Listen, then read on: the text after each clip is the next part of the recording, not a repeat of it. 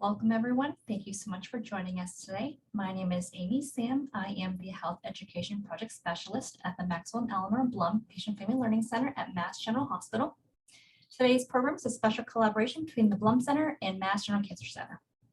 Before we get started, just want to go a few items with you all. Please note that today's session is being recorded for educational purposes. If you're interested in viewing the recording, you may visit the Blum Center website at massgeneral.org/Blum-Center. Please note that everyone is in listen-only mode. Everyone has been muted so that we can hear our guest speaker today. If you have any questions for our guest speaker, you may use the chat feature, which is located at the bottom of your screen. We'll have time for it in the end. Only Blum Center staff, our co-host, and guest speaker will see your questions. Please do not share any personal medical information or questions in the chat box. If you have a personal medical question, please ask your doctor. All right, so next I would like to hand it over to Devin Punch. She is the health educator for Mass General Cancer Center, and she will introduce you all to today's guest speaker. Thank you, Amy. Thank you, everyone, for joining us today. Today's talk is Parenting at a Challenging Time, Supporting Children When a Parent Faces Cancer. And we're fortunate to have Dr. Paula Rauch here with us today. Dr. Rauch is the director of the Marjorie E. Korf PACT program. It offers parent guidance to parents with cancer and their co-parents at Mass General Cancer Center. Over the past 25 years, she and her PACT colleagues have supported thousands of parents through their parenting challenges with individualized parent education. Dr. Rauch is a child psychiatrist who's been practicing at Mass General for 40 years. She's an associate professor of psychiatry at Harvard Medical School, a former chief of the Mass General Child Psychiatry Consultation Service, and has been a longtime consultant to public broadcasting for the award-winning cartoon Arthur. Thank you so much for being here, and I turn it over to you now. Thank you so much. I'm delighted to be here. I wish I could see all of you face to face, and hopefully it'll feel like a conversation that we're having about a topic that is very important to me. So please do put your questions in the chat, and I will try to get to as many of them as I possibly can. So let's see if the slides here move ahead. Let's see. Nope. I'm gonna have to do something here to get there we go. Let's get this here so that we can. I can see my slides, but if they're not moving for me. There we go. So the only disclosure I have is to do with the authorship of a book, and that I do, as you heard from Devin, I do consult to cartoons for PBS, Arthur mostly, but a little Curious George, a little Molly of Denali, Pinkalicious, Sesame Street, and no other disclosures. So only cartoons. I'm going to spend most of our time today trying to offer some practical guidance and also telling you a little bit about the program that we offer for patients who are in care here at the Mass General Hospital, and then about the rich resources that also exist on our website, so that hopefully there's going to be something for any of you who are watching, those of you who yourselves are facing cancer and parenting, or those of you who love somebody who is parenting while facing the challenges of cancer. When I started this parenting program 25 plus years ago, people were like, well, it must be pretty rare that parents would be parenting young children during the course of their cancer care. And it turns out it's not rare at all. It's somewhere around 18 or 20% of the people who are in care for cancer who have children who are under 18. And those of us my age recognize that it's not just our first off, we're not just parenting our children when they're under 18, we're parenting them for a long time. And then there are grandparents and nieces and nephews. So a much, much higher percentage of people facing cancer have very important children in their lives. And I hope for all of you, the information today is going to be useful. One estimate was that there were about 3 million children living with a parent with cancer in the home in the United States. But the numbers, when you take into consideration how many important adults there are in the lives of kids, is a much, much bigger number. And just for context, there are 75 million kids in America, which means that If you think about sort of the size of an elementary school class, about one child in every elementary school class has a parent who's living with cancer. So it's an interesting way to think about it. It's a surprise to none of you that the research that's been done in this area would suggest that it's stressful to have the additional responsibility and love that's involved in parenting while you're facing cancer. And it adds to a parent's worry. Even when parents have a wonderful prognosis, they still worry more about recurrence because they're looking not at the timeline just for themselves, but they're looking at the timeline for their children, and that extends out for decades. Much of the research that exists is looking at moms. So we need to get more of our researchers engaged in thinking about also dads and what the impact is on children of a father's cancer care. And just to remember that, and I'm reminding our providers here of it all the time, that even when the prognosis is great, we need to really be thinking about parental worries, because that's where parents so often are in their thinking. On the child side, there are a range of concerns, from things that happen during the expectable chaos that goes on during cancer care. So am I going to get to my regular activities? Can I have play dates? This is all made more complicated since we've all been living with the restrictions of COVID. Kids may be worried about changes that they see in their parent. And what you're going to hear from me over and over again, those worries grow if there isn't the ability to have a conversation about them. So it's so important to have open communication. I'll be talking about that in a variety of different ways during the little bit of time we have today. Some kids are worrying about the potential of death, but also about separation, that mom or dad won't be home in time for bedtime, or may have a hospitalization that takes them away for a day or a few days, or even like a bone marrow transplant, maybe for an extended period.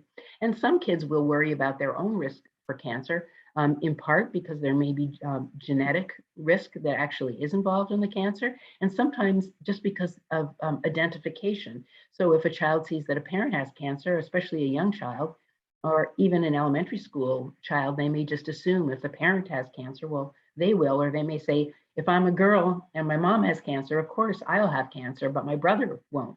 So again, open communication is so important, because we need to figure out what is it that kids are carrying around as their worries, so that we can alleviate those worries and have a conversation about them. And the worries that we can't fully take away, let's not leave our kids alone with those worries. Let's talk about them together. Kids are affected by how much a parent is able to get out there and do stuff. So things that may not be themselves medically serious, like having an upset stomach or being fatigued, those can really affect a child, because it means you can't go to the park, or you can't go to the soccer game.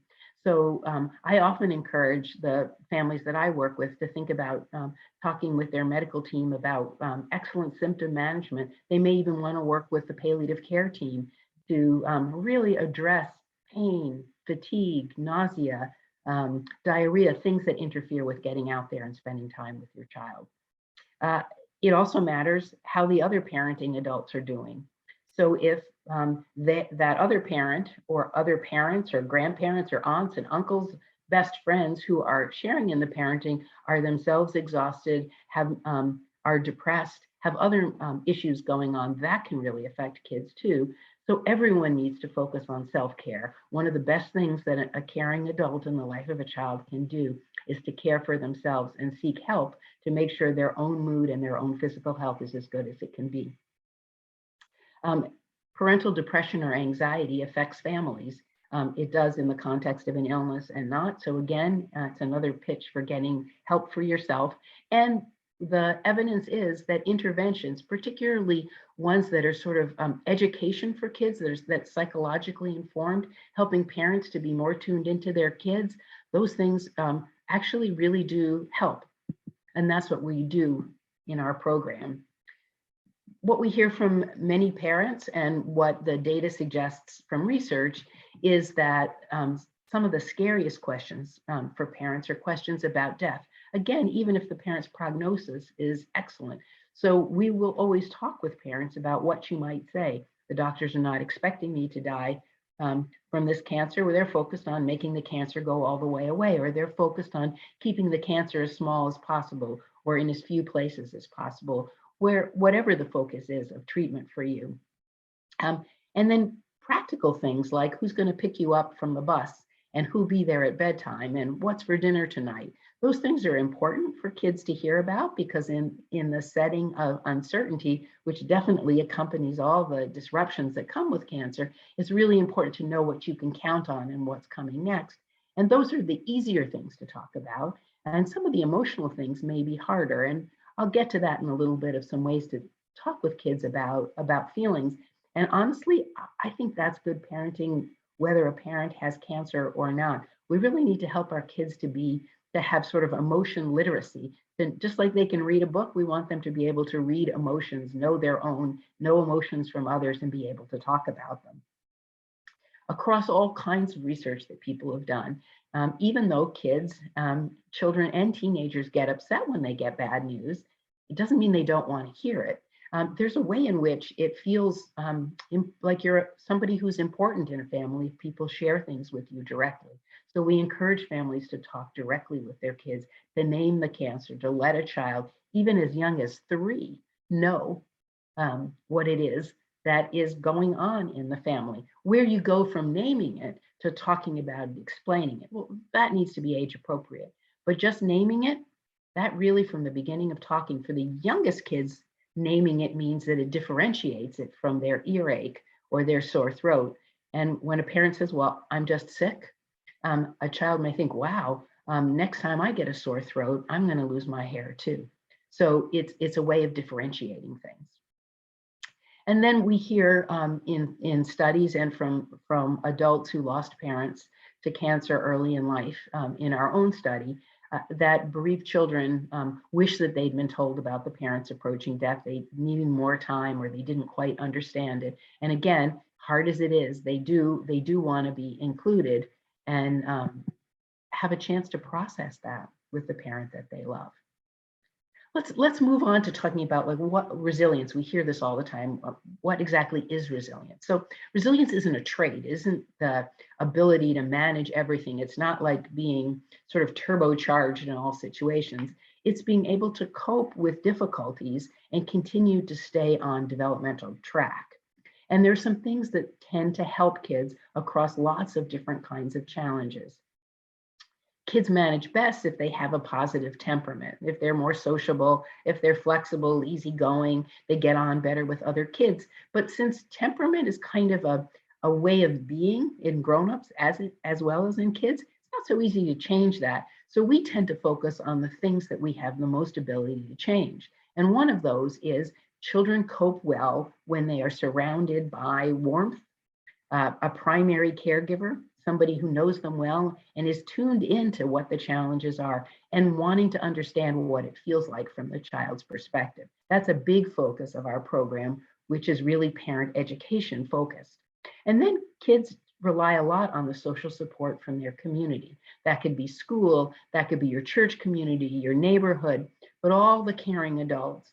If you think about the child surrounded by a family, surrounded by a community, that all of that supports resilience. And resilience isn't the responsibility of the child, isn't a trait in the child, it's the responsibility of all of us who are the caring adults in a child's life. Again, our program focuses, the PACT program in the MGH Cancer Center, focuses on caregiver attunement. How can we help you to be more tuned into the kind of worries that your child has if he's 5 or she's 9, or he's 12 or she's 17 or he's 21.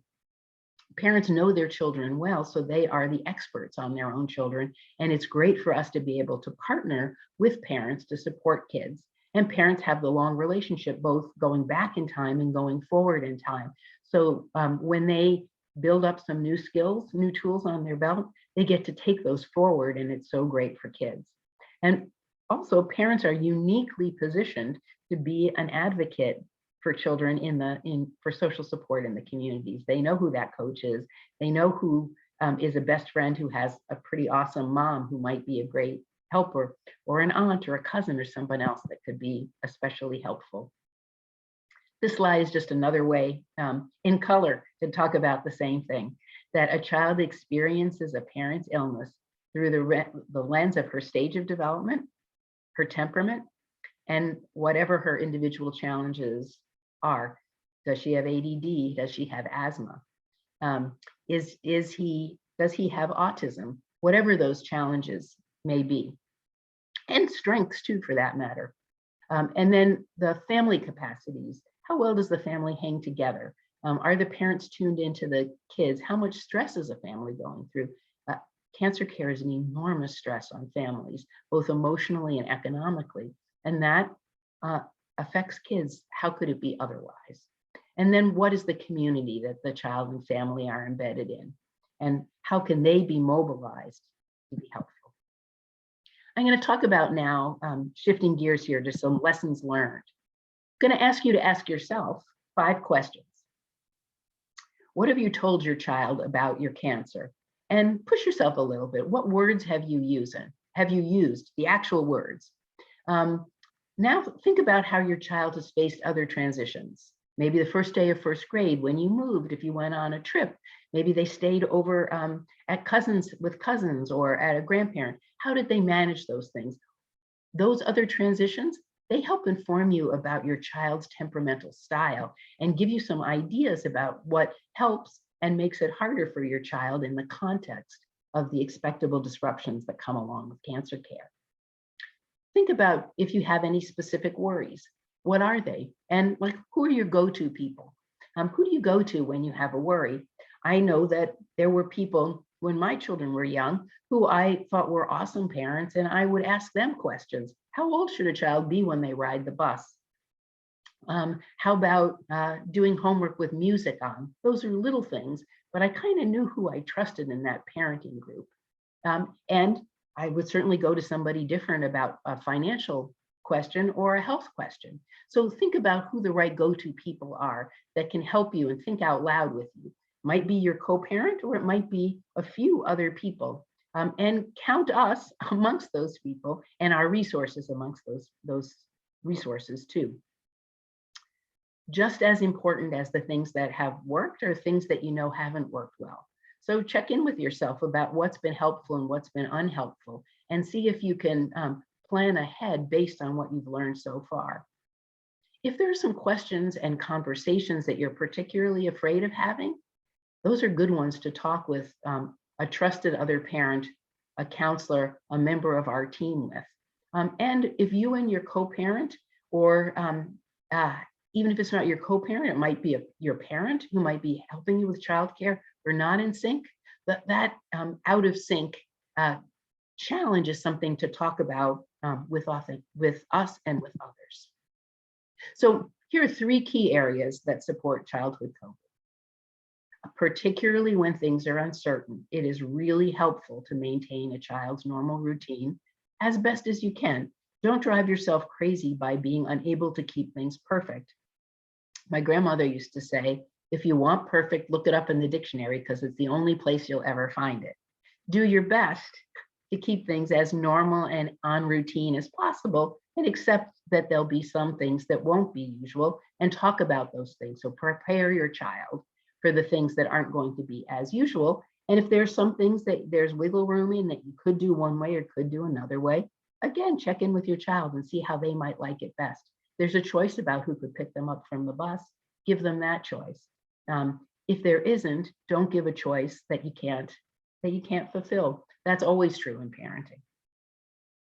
Emphasizing the predictable during times of uncertainty helps. So sometimes parents will say, okay, during this time, we're going to have a regular Monday dinner, a regular Tuesday dinner, a regular Wednesday dinner, and a regular Thursday dinner. So chicken on Mondays and pizza on Tuesdays, pasta on Wednesday, that kind of thing. So that there are more things that a child can rely on. And many kids do much better when things are more predictable. Protect your family time. Cancer care is exhausting for the parent and the co-parents. And with that in mind, try to prioritize your energy for your children. This may not be the time when your house is the cleanest it's ever been. This may be a time when if someone asks if they can help, that you give them a task that doesn't need to be done by you. And particularly be cautious about focusing on the outsiders, or the people that I would call the well-wishers. It's natural for all of us as adults that when we get a call from another adult or the doorbell rings and another adult is at the door, that we put on our outward facing smiling face. And when that call ends or person walks away, we relax. And what children report is, it seems like my parent is happier when they're talking with everyone but me, or has more energy for everyone but me. And so just be a little mindful about what your outward facing face looks like as compared to the one that is facing your child, and try best as you can to put your child's needs first. And then facilitating communication. What are all the different ways that we can think about normalizing talking about cancer and cancer care in ways that make sense to kids of different ages? And again, in the busy, hectic, disrupted time of cancer care, how to especially pay attention to the times when you have your best conversation with your child. It might be taking a walk, it might be while you're washing dishes, it might be lying in bed together at night, it might be walking the dog, wherever and whenever it is, prioritize those times. If you're able to drive, sometimes it's a ride in the car. Many parents are not driving during the time that they're in care, but many co-parents might be. So that could be another priority time. In terms of support in your wider community, we a little bit jokingly, but quite honestly, encourage parents to think about a captain of kindnesses and some ministers of information. People in your community and your extended family may really want to be helpful, but not know how or what would be most helpful. And if there's somebody who can organize all that, all those good wishes, those acts of kindness, so that you're not fielding them or your co-parent is not fielding them and using up energy there, that's great. There are wonderful websites, but I'll just put a couple of cautions on the websites. One is that people want to process with people. So even when they post things on a website to be helpful, they may still call you and want to spend time telling you about their experience with cancer. It can be pretty exhausting. The other thing is that things that are on websites are read by all kinds of people, including kids. So if another parent leaves the website open and their child is reading something that someone else has posted that might not exactly even be accurate, that news could get back to your child. So just to think about, we always say to teenagers, when you post something, it's like tattooing it on your forehead. So things that get posted stay up there. So just be a little bit cautious, or at least encourage other parents to limit what they would put on a website, so their children and other children aren't reading things in an unfiltered way. And then in terms of information, you want to check in with the school and let the school know what you do and don't want shared in the community. It's nice often to have someone in your friendship group and someone in your family who you can share information and updates with, but not have to call and talk with everybody, again, because it's exhausting. Or in the school community, have somebody else decide that they think they know what it is that you want shared, and maybe send out a message to others that doesn't really match what you would wish for or what is good for your child. Remember, your health information belongs to you. And if other parents feel like they're entitled to that information, that's not really true. Keep it private for your family and share what makes sense to you to share, and talk with your older kids about what they do and don't want to share with others. So let me dig a little deeper on the communication part and talk about naming the cancer. So to prevent confusion and to prevent children from getting their first news about a parent's cancer by overhearing it, again, we would in most circumstances encourage a parent to name the cancer. You might want to wait a day or a few days and take the risk that their child could find out otherwise on another way, and have prepared what you would say if your child finds out before you share it with them. And you know, some of the reasons why people sometimes wait is within 24 hours, a child may have a performance or a test, or a parent may want to know a little bit more information about what the plan is before they share information. But the longer you wait, the more kids are going to tune into the fact that something doesn't feel right at home, and the harder it is for a child to feel like you've really included them in the process. So don't wait too long. We often now encourage parents to use an analogy about cancer that uses Legos as the analogy. So we say everyone's body is made up of zillions of little teeny tiny cells that are like Legos that are so small that you can't see them without a microscope. And cancer cells are mixed up Legos that don't fit together right and can't do their jobs.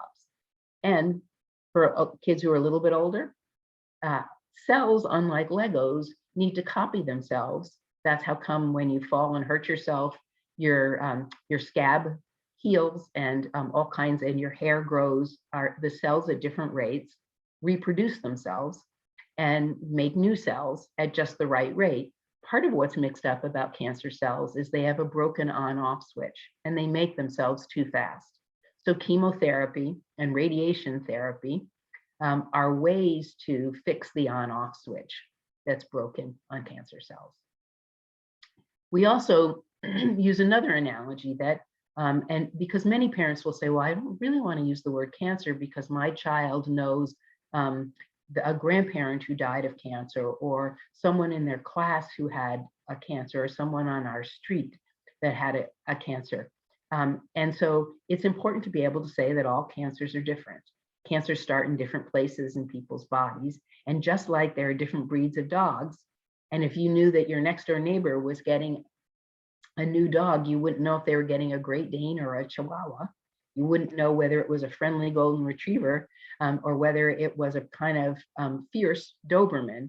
So cancers are not all the same, just like dogs are not all the same. And the only way to know about mom or dad's or grandma or grandpa's cancer is to hear from their medical team. And that's who we're talking to. And we will share that information about mom or dad's specific cancer.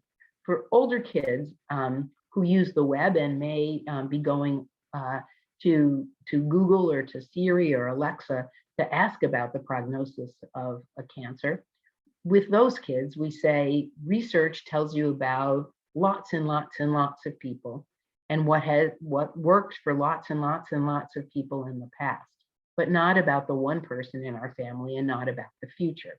So the example I give is to say, we might wonder how old someone is who's sitting in a particular seat at Fenway Park at a Sunday afternoon game.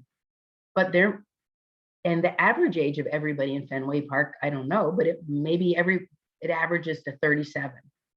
But in one seat, you could have a 7-year-old, and right next to them could be an 87-year-old.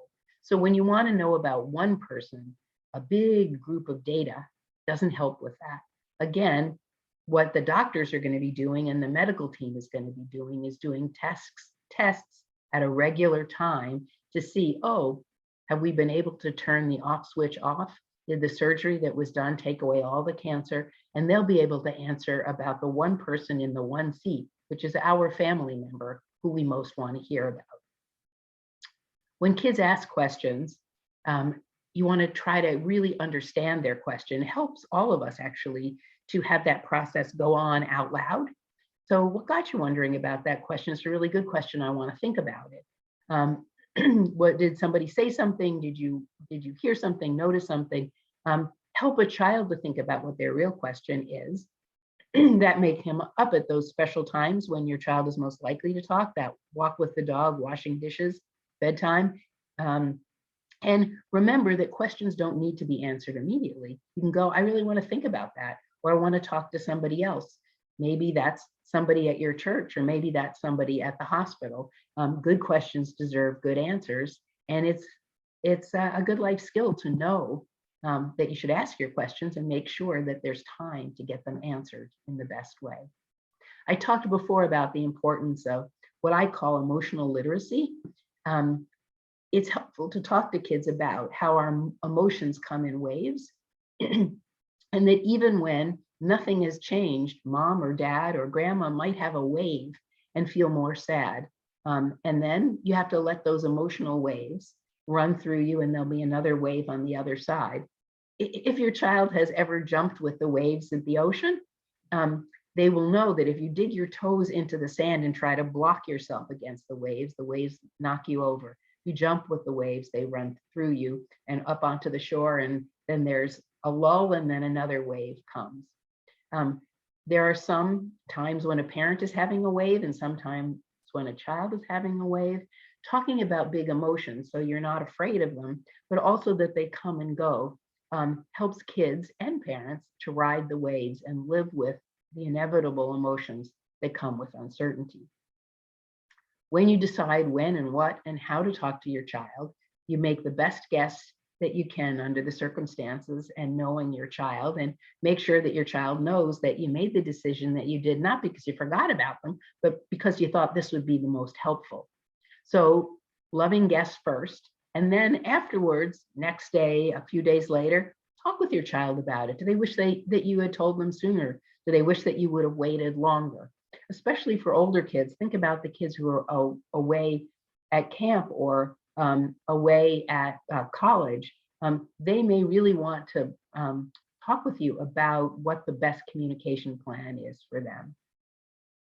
When you're in between scans and there's nothing that new to know, you want to let your child know, here's what the focus is of our treatment, to make the cancer go all the way away, to keep the cancer as small as possible, to be as comfortable with the cancer as possible, not to have any more medicine because it would only injure more of my healthy cells and wouldn't stop the cancer, whatever it is, to let them know what the focus of care is now and give them some assurance that my medical team is not expecting anything to happen this month or next month, or my medical team is not expecting anything different to happen this week or next week or today or tomorrow. Knowing when something isn't going to happen is often as helpful as knowing when something might happen. So talk about, I think about bookending it, bookends of safe times so that a child is not on high alert all the time. And then just keep bearing in mind that kids may be getting information from the internet and we don't know what it is. So ask your kids. Childhood's like a long uphill climb with an uneven surface. So if I had the privilege, or one of our team had the privilege of meeting with you, we'd be talking about the ages of your children and what's normal at each phase of development, which is more than I can do in this short talk, but I just wanted to give you a little flavor of it. So for infants, it's not about talking, it's about being held in that attachment and being warm enough and fed enough. And the making sense of it, the storyline, that happens later. So all the things that regularly we do with babies, taking pictures on phones and maybe videos, maybe writing a letter or a journal, writing those things and saving them so that you can have a conversation later on. It's best, whether you're going to work or in cancer care, to have consistent caretakers, regular routines, people that know your child who's too young to talk pretty well. Remind yourself that infants manage separations from parents really well. There's lots of data on that. And prepare yourself with a crib and a baby bag of stuff that can go to someone else's house, the right diapers, the right formula, so that in the expectable disruptions, that having to stay longer at the hospital than you thought, whatever, that someone can easily care for your baby while you're away. The preschool years are all about imagination. Kids this age weave together fantasy and reality. They have associative logic, which means that any two things that are true seem to them like they cause each other. My sister likes cats because she's a girl. That sounds fine to a preschooler. And children this age only see things from their own perspective. If they're looking at a book, they imagine that you're seeing the same page that they're seeing of the book, even if you're standing across the room. And when you put associative logic and that egocentric perspective together, you get something called magical thinking. And it is easy for kids this age to feel like when there's something emotional or something substantial that's happened, that somehow the preschooler made it happen, that they gave you your cancer, or that if you're exhausted, it's because they exhausted you. If you have a headache, because they gave you a headache. So finding out what kids this age are worrying about, sometimes through their imaginary play, and sometimes by asking, can help you to correct the misunderstandings that they have that might make them feel scared of how much they are causing trouble in the family. maintain those routines and loving limit setting. That loving limits help kids to feel secure that they will keep testing and checking. So one more breakfast and one more breakfast and another breakfast choice and another breakfast choice actually make kids feel unsettled instead of held. Keep it regular best as you can. Bedtime rituals are always hard with preschoolers. You might have a really great go to sleeper, but not most preschoolers. So particularly trying to have a bedtime ritual so it's predictable is helpful. We also notice that kids can talk about a parent being sick or being absent with seemingly no distress, but they may have less reserve elsewhere. They may be more weepy about how their socks fit and more miserable that you cut their bread the wrong way. And kids work things through by playing, by imagination, so let them play. When kids are in the 7 to 12-year-old, sometimes called latency or elementary school age, they're learning how to do all kinds of things, mastery of all kinds of skills, learning how to make stuff happen. So practice makes perfect. When I try hard at something, I can succeed at it. That's typical thinking for this age, 2nd to 5th, 6th grade. They're big into rules and fairness. They get really upset when kids break the rules. They may be so upset at losing at a game that they can't follow the rules, but a preschooler will break the rules without even knowing that the rules really matter. An older kid will be mad at their friends who break the rules and mad in general if they break the rules. They're into rules and fairness, rules rule. If all's going well, hopefully they have a best friend or a couple of best friends who help them to enjoy doing different activities, to figure out how you get into conflict and repair it. You can do it some with your siblings too. But best friends are really important before you add sexuality and attraction into the mix. Some kids will talk and talk and talk and talk and talk, and others are kind of internal processors. They're more doers or more quiet. You know your child best, and kids tend to stay themselves with a bit more stress. Because kids are in this phase where rules matter, simple cause and effect logic is where their thinking is. They may think that illness and cancer is contagious, that they can catch it from you, maybe also mixed in with all the COVID learning that kids have been doing about hand washing and masking and what have you. So really explaining that to kids, and also it may be very troubling to kids that they've been doing all the right, or their parent has been doing what they see as eating lots of vegetables and wearing a bike helmet and following the regular being a good cooperator rules, and still get cancer. And we can join them in that's hard. And also kids may have gotten the message that everybody who smokes cigarettes gets cancer, and that's the only reason people get cancer, and both those things are not true. Because of the ribbon campaigns, it turns out that many middle school girls just assume that every girl gets breast cancer, may think that early breast buds are breast cancer. So get in there talking with your child about what they understand about cancer and what we do and don't know about it. Simple what and why explanations are best. Talk about your symptoms. It's confusing to kids why a parent comes home sleepy after being pre-medicated for nausea, and they may think that their parent is sicker. So help your child to know that, nope, not sicker, just this is what the medicine does. Check in with your school so that people can be supportive of your child, but usually not talk about your cancer with your child, but rather greet your child with smiles, pay attention to their interests and what's good for them, so that school can be as much as possible an oasis. But if there's anything going on that you should know about, you want the school to let you know. Having a class parent or a friend's parent keep an eye on what's happening in the classroom, so that your child doesn't end up at school without the money to go on a trip, or without the right magic markers or boxes of raisins. Again, ask teachers to listen, not probe. We have an educator toolkit on our website that you might like to look at. And then whatever any adult hears from your child about your cancer, you want them to pass along to you. I'm going to underscore again what I said before about protecting family time by limiting visitors, so that kids feel like they're getting you at your best. Try to have those conversations while your kids are at school, now that mostly school is in person again. If not at bedtime, a lot of parents go out to their car to have a private space to talk, so that they're not being overheard by their kids.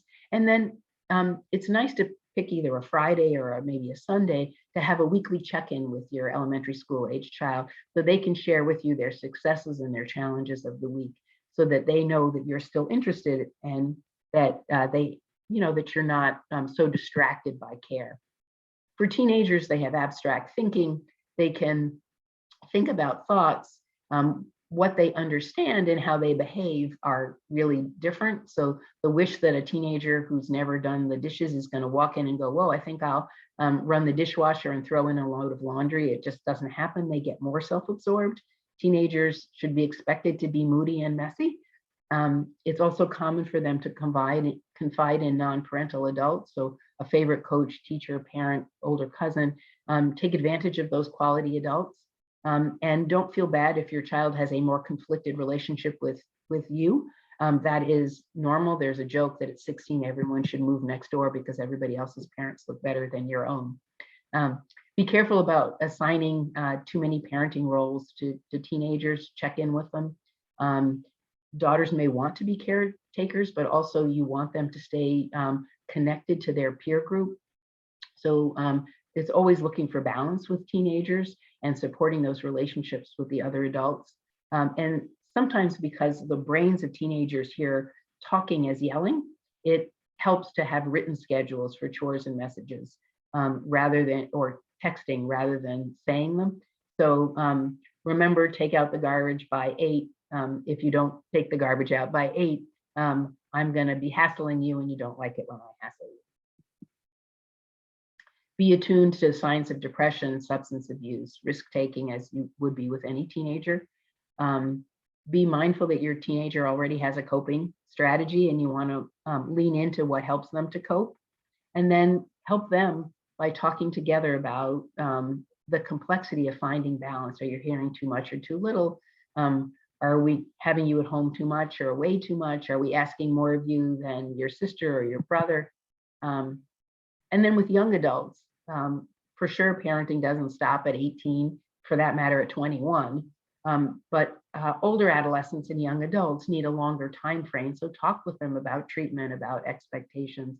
Anticipate that intense romantic relationships will be even more intense, as will breakups be in the context of your care. And be cautious about giving kids choice that then leads them to feel bad later. You can go on that ski trip over Christmas, but if things don't go how I hope with my cancer, you're gonna always regret that we didn't have Christmas together. Make a decision, but don't lay down the guilt. And remember that being able to talk about shared experiences, so hearing about that ski trip, that may be the most valuable parent, older child experience.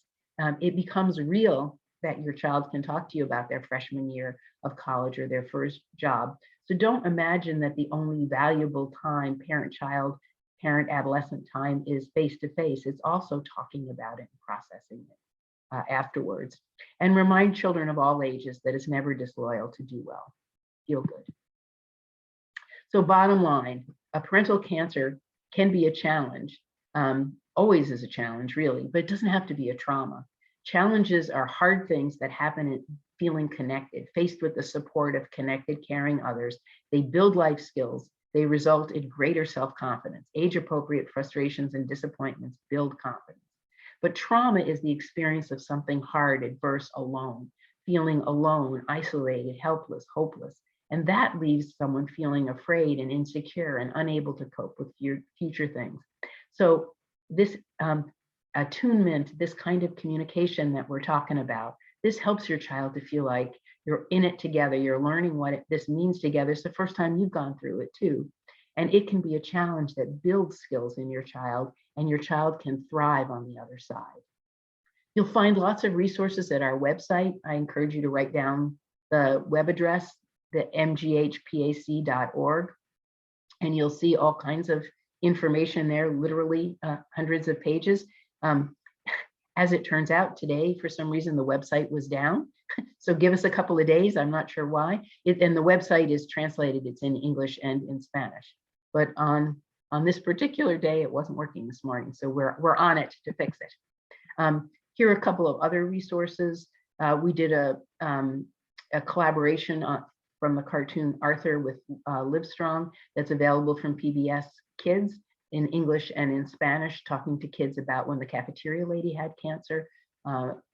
Nina Muriel and I wrote a book about 15 years ago, Raising an Emotionally Healthy Child When a Parent is Sick. There is information at cancer.net. There's a book for teenagers that's kind of like a almost like a group that's written by Mark Silver and his daughter Maya. My parent has cancer and it really sucks. It's another good one. And I'm going to stop there and open up to questions.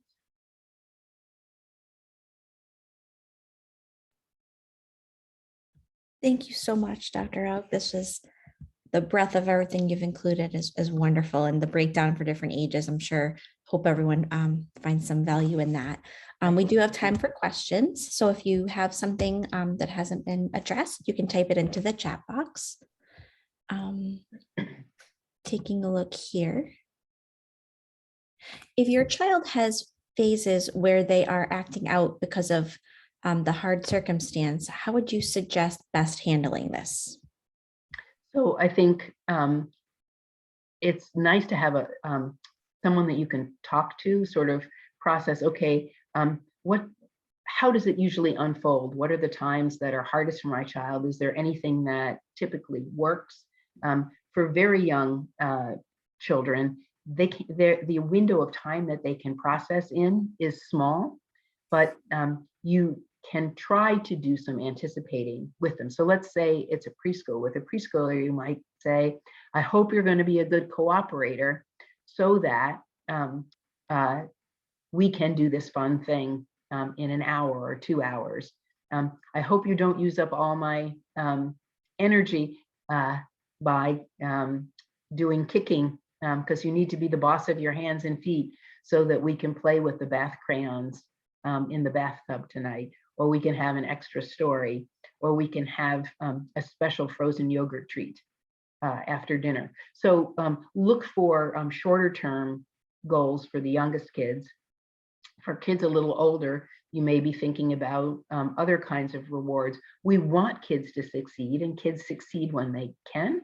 So helping them to see the stepping stones to success generally is helpful. And there are certain times of the day when kids are hungry and tired, where they are most likely to have their meltdowns. And if you have the opportunity to have a little bit of help during meltdown times, that's a great time to have it. Might be the latter part of the afternoon or early evening. Maybe that's where you have a high school student or a nursing student who comes to your house a couple times in the week that keeps your child busy, or that find if they have more outside time, or that may be the time when you give your child more screen time. Be kind to yourself. Expect that it's going to be hard, and that there's going to be a pattern of hard times, and see if you can lessen it a little bit, and then praise your child when they are having a good time. They're like, wow, I am so impressed that you did this today. I love when you're the boss of your hands and feet. Then we get to do this. I'm so happy that we got to do this. I can see, how much you are having fun doing this. I'm glad you were the boss of your hands and feet. Thank you. Would you suggest making sure that your child is in therapy or talks to a counselor during this time? It's a really common question that we get asked. And usually the form it comes in is someone says, I really think my kids are doing well right now. We've been talking, it's going well, but my friend or my sister or my cousin says they had a terrible time when they were a kid and they wish they had been in therapy. So I understand where the wish to put kids in therapy who seem to be doing fine comes from, but actually there's no evidence that it's helpful. In fact, may even be a little bit not ideal. that best is for a parent to know what to look for, when to worry, and to get some help when there's a reason to get some help. Now, for an older child who says, I really want somebody to talk to who's not in the family, absolutely respect that. But for the child that says, no, I don't want to talk to a counselor, making them go to a counselor and not having any benchmark. So how would you know if your child was done seeing the counselor? So kids then think that seeing a counselor is kind of like a punishment. They're like, what do I need to say to this person to be done doing this thing so that I can be back at Girl Scouts, or I can be back playing soccer, or I can be back playing a video game? So no, there's no reason for a child to be in therapy unless you're noticing things that would have anyway made you be concerned. So if your child is not doing things that he or she used to enjoy doing before, if they're having a lot of trouble going to sleep at night, it lasts more than 2 to 4 weeks, that it's hard to get them to go to school. Those are all reasons to seek counseling support. And I would say that would be true whether a parent has cancer or not. Do you suggest carving out dedicated time to have some of the conversations that you were talking about, or should parents plan to have them more regularly and incorporate them into daily conversations, kind of like you were talking about during drives and so forth? Yeah, so some parents like to carve out some time, the very, very introductory conversation, depending on the ages of the kids, to have it together, have it in sequence. And then once you know the kinds of things you'd like to update your child on, usually there are sort of natural ways that it comes up in conversation. I think the feeling when, unless you're a family that eats together and has serious conversations over food or has family meetings, and some families have family meetings, and at that check-in time, you sort of catch up on a bunch of things. But for families that don't, what kids report is that the time it takes to get more than one child to one spot, the child is already starting to feel, what's the bad news that's coming? And so when you set yourself a period of time between now and Thursday, I really want to update my child on this. Look for those natural times. And if it doesn't come, then at one of those prioritized times, say, hey, I've been meaning to tell you about this all week, but we've been busy doing this. And I just wanted to let you know that I did get the results from that scan, and the doctors are thinking about changing my medicine, something like that. For kids who are not living at home, particularly, it's helpful to think about what is the communication plan. So, it was different back when people had their telephones attached to the wall, so that when you talk to your child, you knew where he or she was. But now if you text a child or call them, they could be anywhere with their phone. And so trying to figure out how to do this best, because kids will say, if the only time you text me is when it's bad news, I'm sitting in the middle of a class, or I see that my phone went off while I was playing in my soccer game, and I'm on the bus surrounded by people now. Now I don't want to call you because I'm scared it's going to be bad news. So often for things that most information is not absolutely urgent, it's time sensitive maybe, but not urgent. So setting up a couple times, 3 times in the week, or a particular time, or when a kid gets, setting it up for when a child gets home, so that your child is not out and about with other people when they're getting difficult news. Unless your older child says to you, I need to know that you're going to tell me the second you get the news. I'd rather have to wait to get the specifics till I get home, but I don't want to be thinking all day, I wonder if when I get home, I'm going to hear bad news. So it's really a conversation, what helps your child to cope best. And the older your child is, the more it's really, the innovation of trying it and redoing it, aiming for a good conversation and re-aiming and doing it again and again and again until you find what works for you. Thank you. Do you offer workshops for parents and/or kids, or any in-person support groups? We don't. there's a camp for kids that's called Camp Kesem, and they're just enrolling kids now. So it's, I think, so Kesem is spelled K-E-S-E-M, and it's a 1-week camp for kids with cancer. And I would encourage you, we hear really great things about it. I would encourage you to read about it. I just heard that they're going to be in person again this summer. So that's one place where a child could have a resource. We do our interventions. We tried groups for a while, but actually people didn't attend them. And so we have, though the different disease centers and social workers run support groups, and sometimes someone from our group will come and talk with the group about parenting issues if people in the group are interested, but we don't run our own support groups.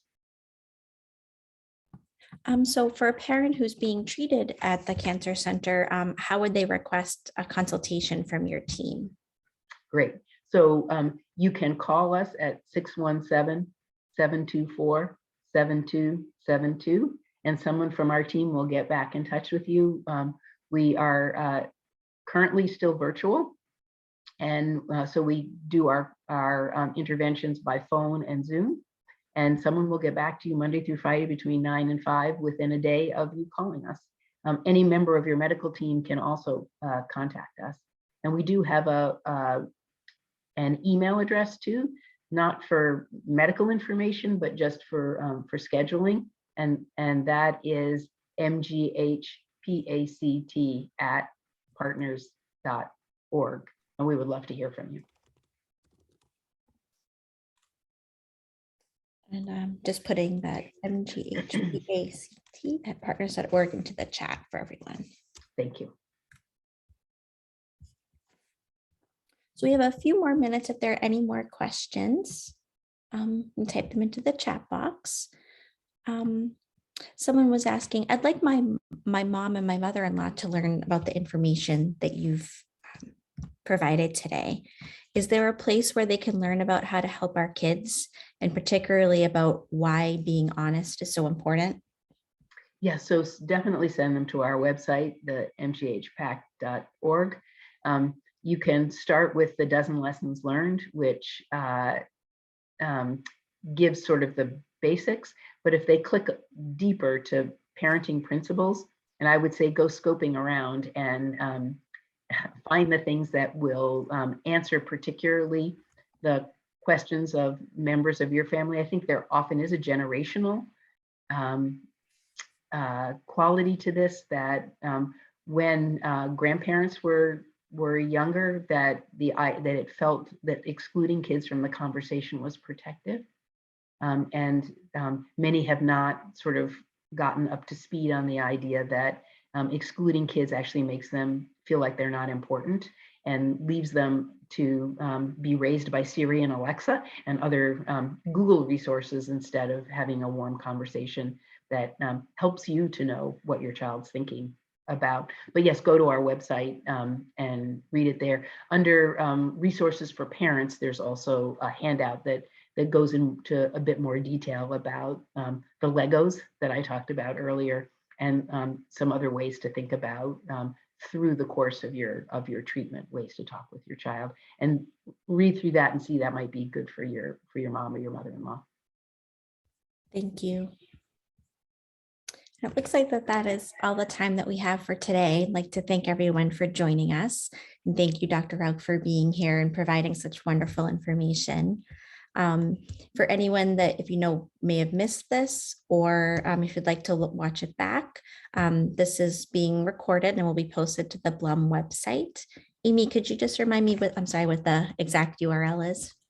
Sure, it's massgeneral.org/Blum-Center. Thank I'd be you. happy to share that in the chat box. Great. Thank you, everyone. Have a great rest of your day. Thank you so much. Take care. Thank you. Bye-bye.